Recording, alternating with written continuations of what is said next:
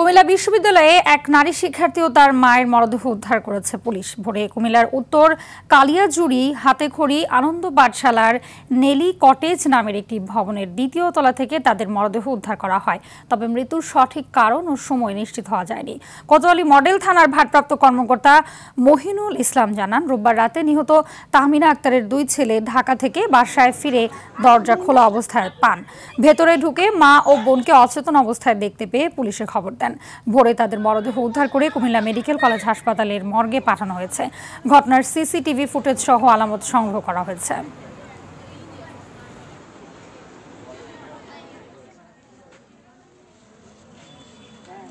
যে রুমে আমার বোন ছিল তার পাশের রুমে আমি যে রুমে উঠে ওই রুমে আমি পরে ব্লাড দেখলাম, বিছানায় ব্লাড, বালিশ নিচে পড়া ব্লাড দেখলাম। হঠাৎ করে কেউ দেখলো সে ঘুমিয়ে আছে, তাকে ডিস্টার্ব করার মতন এরকম করে রাখা। 1:15-2টার দিকে ফোন পেয়েছি, জাস্ট সদুটে আমরা এখন পৌঁছেছি, ঘটনাতে পৌঁছে দেখি দুই রুমে দুটো লাশ, এক রুমে মেয়ের লাশ, এক রুমে হচ্ছে মায়ের লাশ। প্রাথমিক ধারণা হচ্ছে যে হত্যাকাণ্ড হতে পারে।